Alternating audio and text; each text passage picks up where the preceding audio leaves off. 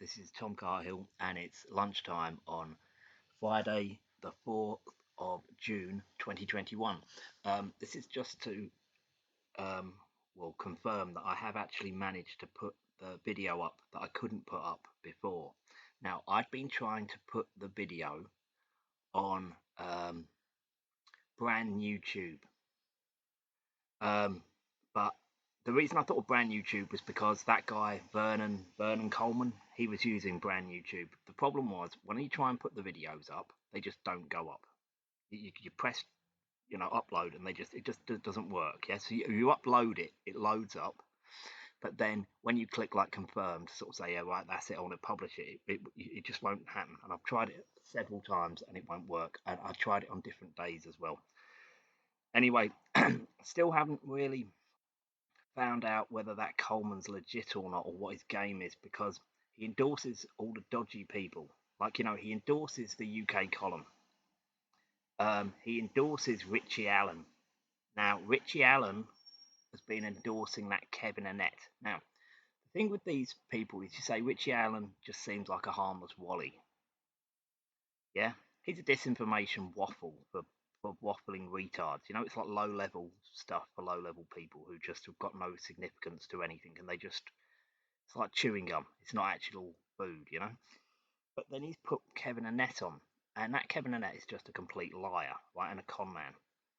And the subjects that he's covering are very serious because what he's basically saying is the Queen, let's get this straight, right? The Queen went to Canada and took some children, and then they went for a picnic and they never came back, right? And they all got killed.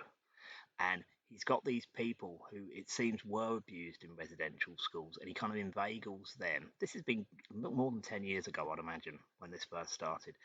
But he's basically inveigled them in this stupid story, you see. So this story is lies to make everything else they say seem like lies. You see, he is a turd in a punch bowl, and he looks like a freaky weirdo as well. Do you know what I mean? People who look like freaky weirdos, normally they are freaky weirdos. Anyway, so that's that.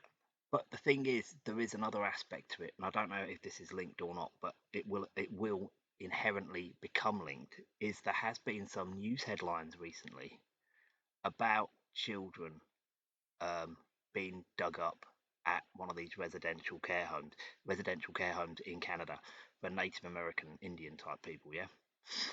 But remember, we had the same story come out in close to home. In Jersey, there was a home, and they were saying all these children were getting abused. But the problem with any of these stories is when you start seeing it banged around on if it really needed covering up, people say, oh, they're all dead now, so it doesn't matter. Bullshit. Of course it matters. If you want to cover things up, you cover it up. Nothing leaks out. And if it does, it leaks out in a very, very small capacity. It doesn't get reported all over the news. They want you to know about it, and they want you to feel powerless, because then the powers who control the media and the government and the police and the judiciary won't do anything about it, probably because the whole thing's made up. That's very, very likely, yeah? Because if you use a real thing that actually did happen for a psyop, you risk the fact that there's provable things there, so you can be proven wrong. If the entire thing is completely fabricated, you can't be proven wrong. This is why I went through a period of time where I thought that Stephen Lawrence case, because that was used for a huge amount of things, I thought, well, he can't possibly have existed. That there's no way they'd risk having an actual person involved who actually existed. But it seems he did exist, so I'm very confused about that one. But all of these big cases that are used for like many, many, many purposes, they don't risk using real people. In my experience, they use actors. They're all actors. I also noticed yesterday, I saw this story about some guy who's been sent to prison, and he's been sent to prison because this is obviously a made up story. He's been sent to prison because he had a book, the Anarchist Cookbook, and he had some self-defense book, and then they just stated he was a neo-Nazi and a loner, probably. They're normally loners, you know.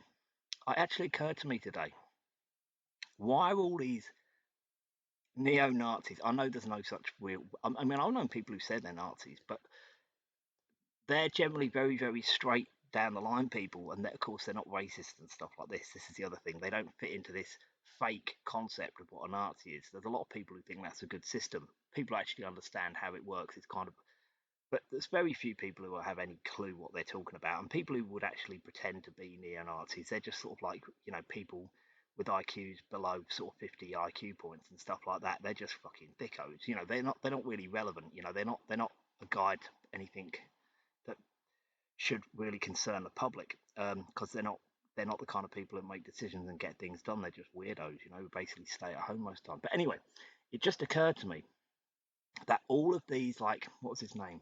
That Thomas somebody who allegedly killed that Joe Cox MP, the most stupidest news story probably ever in the UK ever. That one, they were saying he was a loner, weren't they? And it just occurred to me they're always loners. So you think, right, who's the most enigmatic popular Nazi of all time? Well, if you just keep Nazis and not fascists, like Mussolini was pretty charismatic, but obviously it's Mr. H. Now, how did they first allegedly try and assassinate Mr. H? This loner at a big, massive beer festival in a big bar full of people. These enigmatic orators. It's the loners. They're always loners, aren't they? It doesn't make sense, does it? So all the initial Nazis and fascists were all very enigmatic, liked fancy clothes, liked lots of theatrics, spent lots of money on parades. Well, these pretend Nazis that don't obviously exist, these made up people, why are they always loners? Doesn't make any sense, does it? I know why they say they're loners, to say they're losers. That's what they're saying. But it doesn't, and also, of course, when they're made up, you can explain why no one knows who they are. But it also occurred to me that Richard D. Hall was covering that Thomas Mayer story, right? And he was going on about how he thinks that the actor who was being filmed in the police interview isn't the same as the person who was pictured somewhere else, and people who knew Thomas Mayer, who he knows, and he met, who actually personally know him, so they're not the same person. Complete white noise. Why does it matter? The whole thing is completely made up. Again, Richard D. Hall's covering another story. Very clever what he does. I like watching what he does normally, unless it's about fucking space aliens. Oh, that proves beyond doubt it's a fact, it's space aliens. And justification of the Twin Towers and all this hilarious nonsense he comes out with. I mean, that gets a bit tiring because that is just completely ridiculous. I don't know how he does it. He earns his money, that guy does.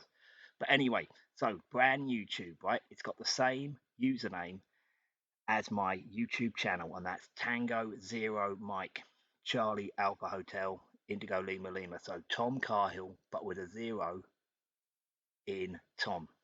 That's also my email address. If you want to get hold of me, Uh, you can also get me on Skype with that same one, and you can get me on other things like Twitter and things. But that Twitter account actually doesn't work anymore. They locked me out of it. But there's a few things you can find. Other things that I put up, I use that username. You see. But yeah, if you t0mcahill at hotmail.com, you can email me if you ever don't want to leave a public comment, because sometimes people use those comments that don't go on the video. There's another way of contacting people on YouTube, but I don't really know how it works, and I very rarely check it. So therefore, sometimes people will send me a comment and I'll see it, as it's just happened recently, a whole load of normal comments. I'll see it like 6 years after, or 7 years after it's been made, and for some reason YouTube was keeping these comments back, and there was nothing. There were innocuous comments. Some of them were very interesting, but what I'm trying to say, there wasn't any reason why they were holding them, and no obvious reason why they were holding them back. And sometimes it wasn't even the people, because some of those other people, like, the people who just constantly send like one line ridiculous abusive messages, the mental people, right? Some of them, they obviously got the messages onto my videos, but then at the same time they're blocking some of them. So it's all very, very strange. There's actually another one of the videos I found was actually quite interesting. A comment was that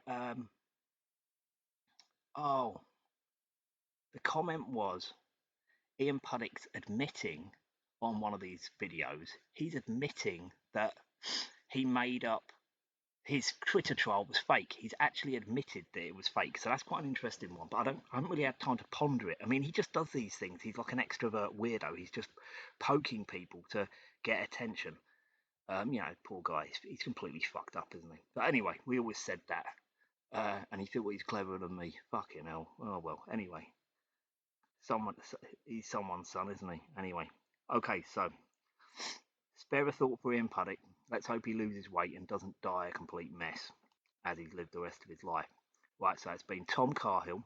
It's 12:30 on Friday, the 4th of June, 2021. Thank you very much.